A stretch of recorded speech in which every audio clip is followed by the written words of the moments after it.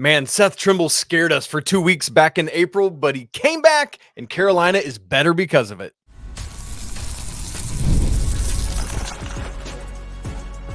You are Locked On Tar Heels, your daily podcast on the UNC Tar Heels. Part of the Locked On Podcast Network, your team every day. Hey there, what's up? It's Wednesday, August 28th, 2024. Welcome into the Locked On Tar Heels podcast, the only daily North Carolina show out there. I'm your host, Isaac Shade, and joining us is our guy, Coach Pat Kilby, as he does every Wednesday. And you're joining us at the place to get your Tar Heels content every single day. It's part of the Locked On Podcast Network. We want to thank you sincerely for making us your first listen or watch of the day to get that Wednesday going right. Special shout out to all you everydayers joining us and all the great members of the Locked On Tar Heels Discord family. This episode is brought to you by Game Time. Download the app, create an account, and use code LOCKEDONCollege for $20 off your first purchase. Terms apply. Download the Game Time app today. What time is it? Game time. All right, Pack, gonna be a fun show today, man. It's hard to believe, but this is now week 9 of our roster preview series. Pat Kilby and I do this every summer. We go player by player, working our way through the roster. We've done the freshmen, the sophomores, the 2 transfer juniors. Last week we hit J-Wash, and today we wrap up the returning juniors with a little guy named Seth Trimble. And Pack, it's hard to believe, but all that's left after that are the 3 super seniors and the Biscuit Boys. So we're going to talk today about what to make of Seth Trimble's decision to ultimately come back to North Carolina after getting into the transfer portal. We're going to make bold predictions. We'll talk strengths and weaknesses, areas of growth, and so much more. Pack, we got to celebrate a little bit today because literally just a couple minutes before you and I hopped on to record this, the Locked On Tar Heels Discord community hit 400 members. It's crazy, and you love to see this thing keep growing. Y'all, we are a day away from the first football game. We're creating our live chat for the game against Minnesota. It's going to be going off, and everybody's going to be in and part of that. So, folks, if you're not in the Locked On Tar Heels Discord, make sure you get in before tomorrow night. Now, appropriately, as we get ready to talk about Seth Trimble, who is probably, I don't know how firmly and distinctly I want to say this, one of the best individual defenders in the nation. I'll make that statement. Appropriately so, Pat Kilby is wearing his Lockdown Leaky shirt. He's flashing it off there for anybody who is watching on YouTube. Pat Kilby, that said, why don't you give us the bio blast on our brother Seth Trimble? Yeah, absolutely. So Seth is originally from Menominee Falls, Wisconsin. He's going to be a junior this year. 6'3", 195 pounds. That's a pretty good sized guard there. I'm wondering if he'll get up over 2 bills on when this year's roster comes out. I'm intrigued by that also. Yeah, he looks muscled up and fit, so it wouldn't. Jonas Saration always doing work. That's right. He's going to be jersey number 7. Twitter, Seth Trimble 1. Instagram is Seth Trim. So pretty. What are we giving that on our? So folks, we always like to grade these on a scale of 1 to 10. 1 being convoluted usernames on social media, and 10 being like at Isaac Shade or at Pat Kilby. What did you give these, Pack? I'm going to give it a 7.5. That's fair. I like it. Yeah. He threw a number in there and stats. What do we got? The name up, so it's not quite a 10, but 7.5 is good. That's right. Games played 35, games started 1, 17.1 minutes per game, 2.1 rebounds per game, 0.9 assists per game, 0.6 turnovers per game, 0.2 blocks, and 0.4 steals per game. His plus-minus total was plus 136. Field goal percentage, 47%. 62 of 132 from the field on 3.8 attempts per game. 2-point field goal percentage was 48.5% on 49 of 101 from the field and 2.9 attempts per game. 3-point field goal percentage, 41.9%, 13 of 31 from the field on 0.9 attempts per game.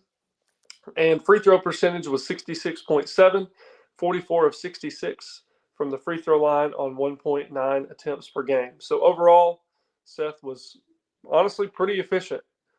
Yes. Aside from the freebies, got to see that number come up, man. It's very interesting. So, Pat, we referenced the transfer portal side of it, and that's where I want to start in our offseason Seth Trimble conversation, because back on April 9th, Seth Trimble entered the transfer portal.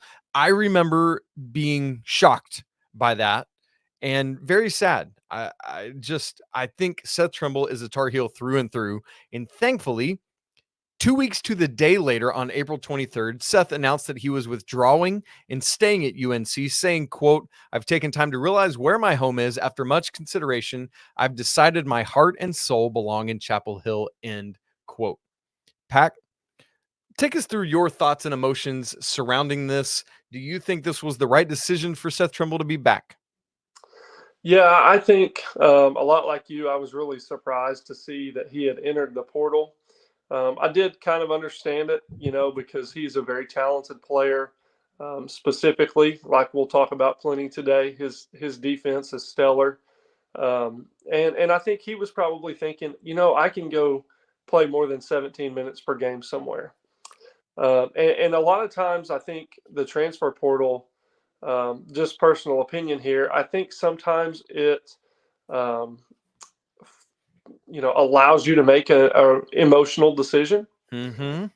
And so, I think, when you start talking about playing time and the things that you want, it's easy to make an emotional decision. I can go somewhere else and get that. But I think after a couple weeks, Seth had probably really been pondering on it. And, after time, when you give things time and you give things thought, there's less emotion and more rationale behind Yeah. it. Yeah. And I think he probably realized, hey, this is where I'm supposed to be. And I think we can pretty well all agree, he's a Carolina kid. His brother went to Carolina, so there's some legacy there in that sense. But also, he's just a good fit, and he's what we're looking for.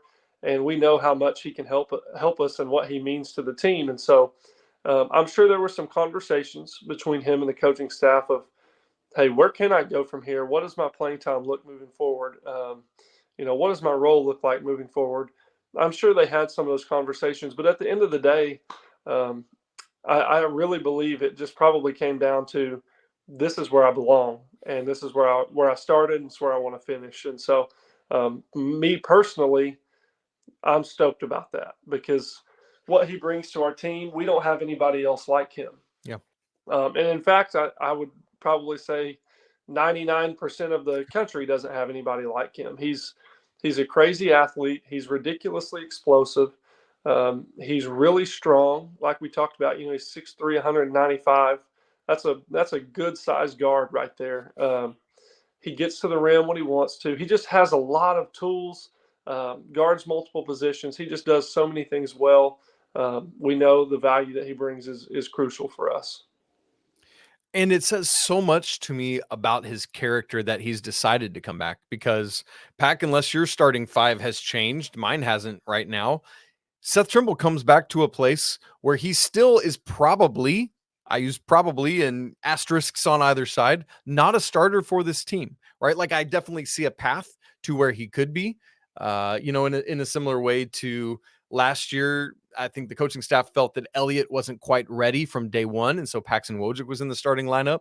I think we could see that. I definitely can see a path to that, where maybe like an Ian Jackson isn't ready from day one, and so we go with RJ, Seth, and Elliot all together to start the game. So there's that said. But all in all, he comes back and is probably not a starter. That says so much to me about this young man, who he is, what matters to him.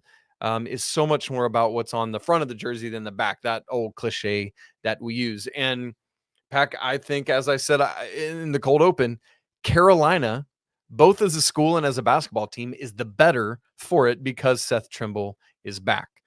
And part of this is, when you think about it, take Seth Trimble out of the backcourt, assuming Carolina doesn't add any other guards. How differently do you feel about this year's Tar Heel team?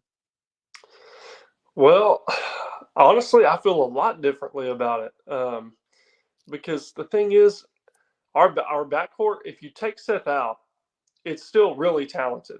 I mean, we're still talking about Elliot, Cadeau, and R.J. Davis, and Ian Jackson, and Drake Powell. Like, that is a ridiculous amount of talent.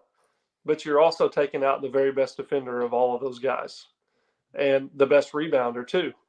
And so, and we're not just talking about a defender like somebody that can guard a guard. We're talking about somebody that can guard multiple positions here, and is a glue guy for the team. Honestly, I think Seth plays a bigger role than even what we sometimes realize in the stuff that we can't see. Yeah. But anyway, so I think I would feel a lot differently.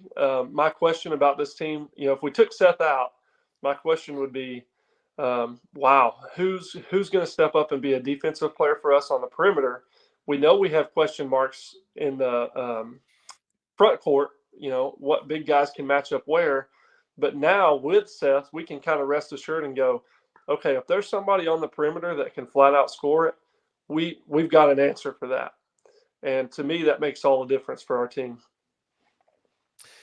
Well, here's the thing, Pack. We're talking about Seth Trimble. We think a lot about his defense and some of the intangibles.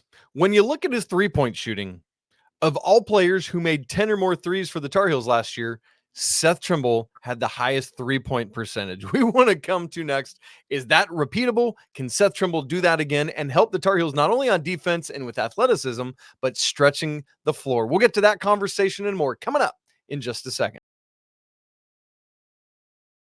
Right after I tell you about Game Time, going to live events is the absolute best, whether it's music, theater, or comedy. And as you know, college sports are finally back. And so we're going to get to go experience all of these kind of things. And y'all, I'm looking forward to making brand new memories this college sports season. I don't know where the magic's going to come from, but you know the magic's going to happen, and you're going to miss out unless you're there. And great news, when you're getting tickets for this year, Game Time has a new feature called Game Time Picks that makes getting tickets for your favorite live events even easier.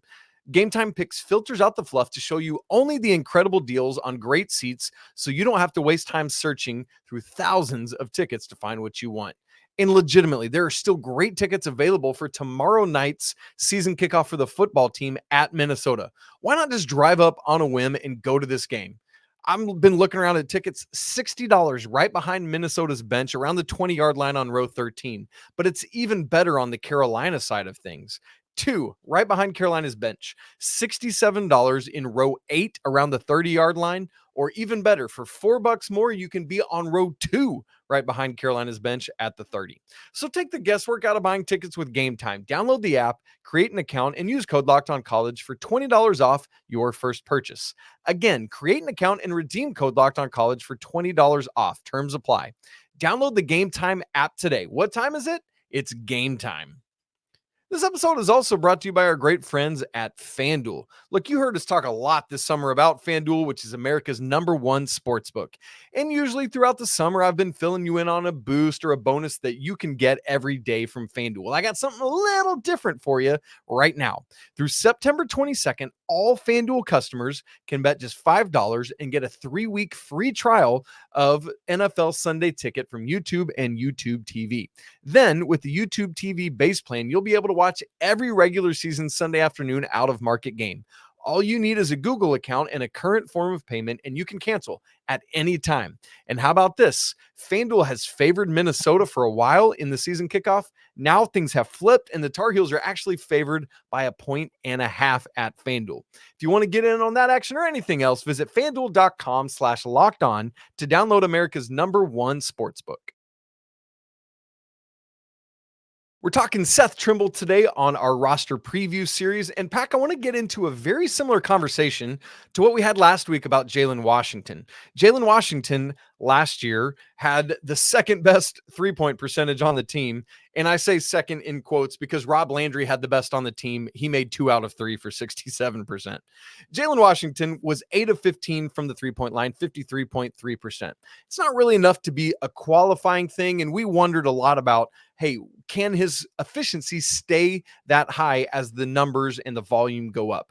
I have the same question about Seth Trimble, who last year was 13 of 31 from 3 for 41.9%. That obviously is more than double the attempts that Jalen Washington had. And just, anything above 40% is mind-blowingly good. So I know it's still a small sample size, but it's bigger than Jalen Washington's. However, when we look at Seth Trimble, his freshman year, he was 16.7% from 3, but with an even smaller sample size. He took 6 and made 1 of them. So you almost throw that completely out. Pat Kilby, what is ideal for this year from Seth Trimble at the 3-point line? Well, honestly, I honestly think in the ideal situation, it looks about like it did last year. Interesting. And here's the thing. I mean, I don't personally think that we need more volume 3-point shooters. We have RJ, we have Cade. That's right. We know Ian can fill it up some. We know Cadeau's going to get some looks. To me, it's not about getting more volume. Seth took 31 attempts last year, and honestly, I thought all 31 of them were good shots. Like, they were ones where the defense was collapsed. He was able to just catch and shoot and just step into it and knock it down. And I think that's a big reason why he had a lot of growth in his overall shooting percentage from the 3-point line. And it needs to be the same this year. He doesn't have to be someone that's looking to get his 3-point shot off. He just needs to be somebody that can hit it at a 40% clip when the defense collapses. So in my mind, the ideal stat line for him from the 3-point line looks exactly like it did last year. You're going to get 30 to 40 good looks, and hopefully you can hit 35 to 40% of them. That would be exactly what we need. That's enough to keep a defense honest, enough for us to feel confident in him shooting the ball. But it's never going to be, at least not this season, in my opinion, something that he has to hunt. To me, that is such a brilliant response, Pack. And folks, that's not insight that you're going to get on just any podcast, because most people are going to tell you, oh yeah, of course he needs to maybe shoot 75 this year, and we'll see if we can get that up. I think the critical thing you said there, Pack, is that one of the things I loved about Seth last year is he was so wise and discerning with when to pick his spots to pull the trigger from deep. Alabama was playing off him early, and he hit both threes he took in that game, and then he wasn't trying to heat check or anything. He didn't take any other threes. That was it. And so I really feel like he's got a good understanding of that. That's always ways to continue to grow, whether it's 3-point shooting or other aspects of his game. What, in your opinion, this year, as Seth Trimble comes back for his junior year, is the next step in his growth? Well, we kind of touched on it earlier. He needs to be really consistent from the free throw line. And I'm going somewhere with this. I think Seth's biggest strong suit is his athleticism and his ability to get to the rim. Now, I know we're talking about areas where he needs to grow, and I just mentioned the strong suit. But to me, the thing that he needs to do is get to his strong suit more. And he's got to find ways to do that within the offense because, like I said, he's very explosive. He's strong. He's able to finish through contact at the rim. He's able to finish over people with his jumping ability and his athleticism. I just think he can offer so much more by having more of an attack mindset and getting to the free throw line and capitalizing on that more than what he has in the past. Another thing I think that Seth could do really well, but hasn't shown yet, is just the ability to create for others, which also goes back to his strong suit of attacking and his ability to get to the rim. He sometimes I think he does get a little narrow-minded when he's attacking. He's like, okay, I'm here. Now nothing's going to stop me. But I think where he could grow is when he collapses that defense and finding those open guys around him so that he can create easy baskets for them. It's like we were going through the stats earlier, and he was less than an assist per game. And I just think he's better than that, especially with his ability to collapse defenses. He should be able to get, at least 1.5 to 2 assists per game in my mind. So if he can grow there, as far as capitalizing around the rim, finishing at the free throw line, and creating for others, then I think he's going to have a really successful year. I love the point, and I'm just looking at the assists. I'm trying to do some quick math. 1, 2, 6, 7, 8, 9, and 6 is 15, 16, 17, 18, 19 against 1, 2, 3, 4, 5, 6, 7. Wow. Okay, Pack. From the first Duke game last year, so the game at Chapel Hill on February 3rd, from that game through the end of the season, Seth had 19 assists against just 7 turnovers in that stretch. And it's like that, because that was going to be the thing that I went to, is essentially what you were saying. I'd like to see growth in his point guard capabilities. And not that Carolina really needs a ton of that, because they've got Elliot and RJ who are highly capable. But there are going to be moments when, especially maybe Elliot's out of the game, and you want RJ to be able to stay off the ball. let Seth run the show, give him those opportunities to do so. And then that also lets you give Elliot a break. And if he can show that potential, that growth in that, and make himself more capable at the point guard skill set, then that allows you to do more with Ian Powell and other backcourt players rotating around to different positions. So I love where you're going with that. And man, draw that defense, kick it, or just dunk all over everybody. Either way, I'm great with. But yeah, I think that's the next step for me is playmaking is maybe what we would say with that. Pat, what about in terms of strengths? Obviously, the defense is there, and we've talked about it. I mean, is there more to grow either in individual or team defense or in other areas of his game where you look at those strengths? Yeah, I mean, there's always room for growth. I wouldn't. I don't have a lot to critique about him defensively, to be honest with you. I think he does a really good job. The thing I would like to see him do, and I do think this is a strong suit for him, but even there's growth here, is rebounding. Yeah. It goes to what we talked about already, but I mean, my goodness, he's a massive guard. He's incredibly strong, and he's explosive like no other. I mean, I would love to see him capitalize more on his rebounding as well, but that is a major strength for him, and honestly, is something that helps me feel really good about our team this year. In the terms of rebounding is kind of a question mark, but we know we've got Seth Trimble who can, perimeter rebound as well as anybody. And so that's a strong suit. And then, like you said, obviously his defense is phenomenal. Pat, it's really interesting you bring up the rebounding because Coach Rob and I actually just talked about that on yesterday's show, looking at how Carolina is going to rebound this year in a post Baycott, post Harrison Ingram era. Like, what does that look like and how you do it? And we just, part of what we talked about was the gang rebounding that's going to happen. And you're spot on, man. Seth Trimble has to be part of the equation with that. Last year averaged, let me get back to it, 2.1 boards per game. I think we could definitely see that come up. And some of that, Pack, I think some of the factor in that is that I imagine Carolina's percentage of shots that are from beyond the arc is going to go up this year, meaning there's going to be more caroms, meaning there's going to be more first guy to the ball rebounds, more I want it, more rebounds. And there's no reason that a bunch of those can't go to Seth Trimble. So I love your point with that. Anything else you want to say on it before we move on? Well, I think naturally we're going to see a lot of guys' rebounding numbers come up because Harrison and Armando ate up so much of the so many of them. That's right. That the guards didn't have to focus on that as much last year. Now, this year's obviously, like we're talking about, it's going to be a totally different story. And we know that Seth has all the tools and things required to be a good rebounder. So I think naturally we're going to see his numbers. I would guess them to at least double. I see him being 4 to 5 rebounds per game. Also, I'm looking back at his advanced stats one more time. His turnover percentage his freshman year was 25%. That's a quarter of his possessions with a turnover. Last year, he dropped that down to 11.9, Pack, cut it in more than half. It's kind of the similar thing to his three-point shooting.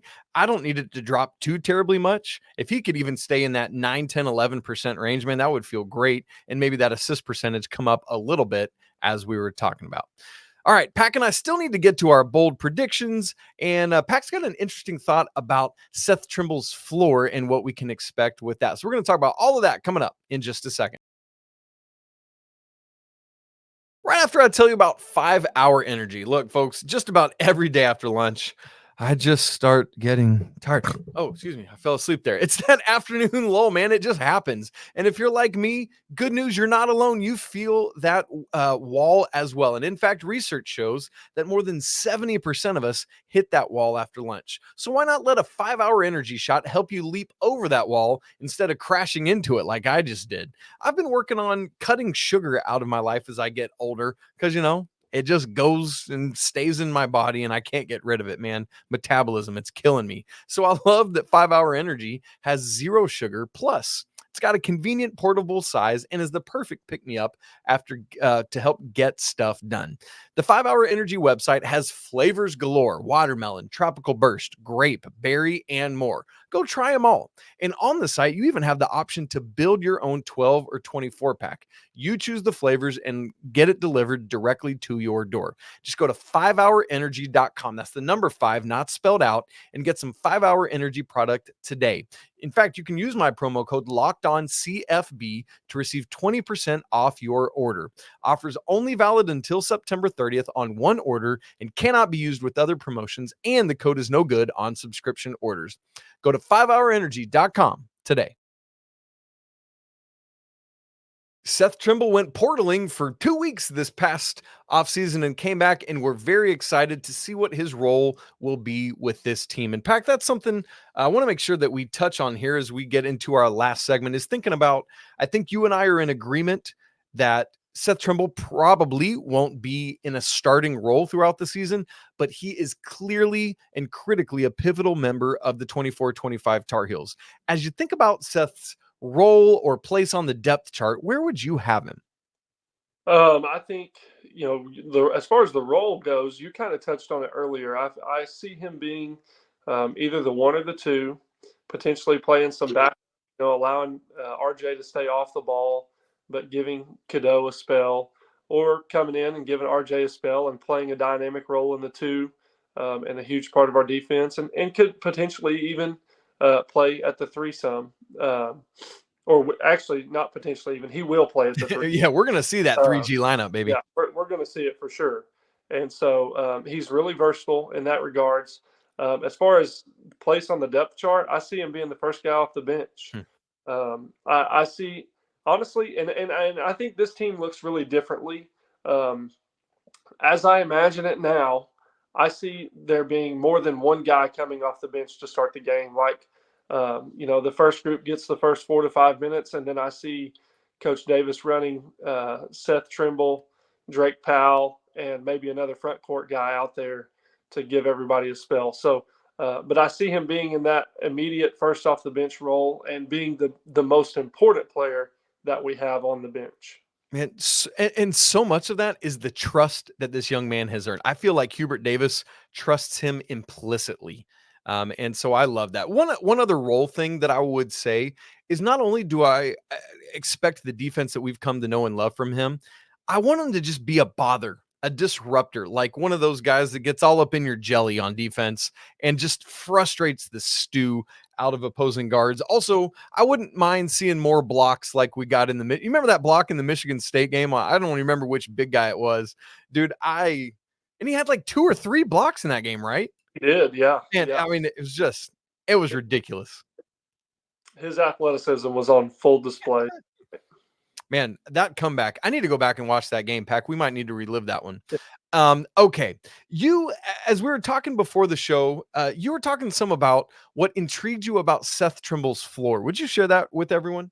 Yeah, to me, when I look at the roster, I think we all could agree RJ is the best player far and away. And even on the nights when he's at his floor, he's amazing. But I think with Seth, when I look at the roster and just the pieces that we have, I think of Seth as the next highest floor to RJ. And so I just think it goes back to what you talked about a second ago. There is so much trust between Coach Davis and Seth Trimble. And I agree with Coach Davis that there's good reason for that trust. He's amazing defensively. We know he's going to contribute on the boards. It goes back to what you talked about. His turnover percentage is low. He's shown that he can value the basketball. He takes good shots, when he's supposed to. He knows when to pull it out. He knows when not to take a shot. He knows who to get the ball to. He just does things right. We know that he's not going to hurt us when he's on the court. That's right. In fact, he's going to help us in some way, shape, or form. And so to me, now I'm not saying he's the second best player on the team. I'm saying he's got the second highest floor on the team because of his consistency and our ability to trust exactly what he's going to give us when he's out there. And when you're getting that night in and night out, that's a big part of that trust that you're talking about. And I think because of his defense, right? Like, that is not dependent on a ball going in the basket. And that's part of what makes that floor so consistent, is all you got to do for that is be you. Give your effort, give your energy, live within team defensive principles, and that floor is going to stay consistent. So, Pack, that's such a great point. All right, we want to get out today by giving our bold predictions for Seth Trimble ahead of this season. Pack, you get to pick. Are you going first or second? I'm going to go second. Ooh, okay, a little switcheroo today. All right. My bold prediction for Seth Trimble, I feel like I usually give a stats-related bold prediction. Today it is not. It is an award-based bold prediction. I predict that Seth Trimble is going to be the ACC Defensive Player of the Year, even if he's coming off the bench. Again, bold predictions are things that are almost guaranteed to, are less likely than likely to happen. So, coming off the bench, not very likely that you would be the Defensive Player of the Year for the conference, but he's just that good. I have to admit, Isaac, that's the bold prediction I was going to use. And I agree. I'd really be curious. We'll have to look into this. I don't know that there's ever been anyone come off the bench and win the sixth man award. That's something we'll have to look into. But it wouldn't shock the Defensive Player of the Year. Sorry. Player of the Year. You just said nobody's ever come off the bench and win sixth man of the year. My bad. I'm getting my thoughts crossed. No, that's so funny. I love it. Come off the bench and win Defensive Player of the Year award. And I think it's a real possibility. I really do. I think he's one of the best defenders in the country, and strong argument to be the best defensive player in the ACC. My prediction for Seth Trimble is that his minutes go from 17 minutes per game this past season to 25 minutes per game this year. I still agree. I don't think he's going to start, but I think he's going to finish most every game. And I think that there's, major reason to trust Seth Trimble and the role that he's going to play on this team. So I like him to play a lot of minutes for the Tar Heels. I feel good about that. And I think he's going to make a huge impact for us this year. Man, I love that prediction, Pack. I think that's a great, bold prediction, because that might be on the high side, but it is definitely a path to it. And I think that's what makes a great, bold prediction. Also, speaking of that whole bench conversation we had, I know you and I were both in on Seth as sixth man of the year in the ACC last year. I think that could be another part of a bold prediction, is that he should very much be in contention for that award this season. So we'll keep our eyes on that as well. Pack, obviously, going to be a lot of fun to have Seth back. I love the relationship that he and RJ have together. I think that chemistry is going to be critical for this team. Anything else you want to say about Seth or Seth's impact before we get out of here today? Man, I'll say this. I actually, a couple years ago, when we went to the Final Four in New Orleans, my wife and I got the chance to meet Seth and his family. What a good dude, right? And now I just think it's even so much more like just on display. He's a Carolina kid through and through. He's a great kid, and he's going to play a special role, and it's well-deserved, honestly. He's easy to root for, and I'm glad he's a Tar Heel. Well said, brother. Folks, that's it for today's episode of Locked On Tar Heels. If you haven't already subscribed to the show, make sure you do that on video and audio. If you're not part of the Locked On Tar Heels Discord family, again, we just crossed over the 400 member mark, and we'd love to have you be in that number as well. It's free to join, and the link is in the show notes. Also, I want to invite you to the brand new Locked On Tar Heels Insider program, where you have the opportunity to text directly back and forth with me, free access to all of my stats and data and spreadsheets that I keep. All of that, you get it free for 4 months if you're one of the first 23 people to subscribe. After that, everybody gets a free 14 days to check it out. And then it's just $5 a month. That's it. It's like buying coffee for me once a month to hang out and chat. Man, that seems like a great deal to me. And honestly, it's a great way to help support the show if you love Locked On Tar Heels. All right, guys, it's always a great day to be a Tar Heel. Tomorrow is game day. Denora Searcy will be with me to help preview Carolina at Minnesota coming up tomorrow night. And then for all you night owls, you know that we will have a live postcast after the football game. So go ahead and get a nap in and stay up and hang out with me for that one. All right, guys, it's always a great day to be a Tar Heel. We'll talk again tomorrow. But until then, peace.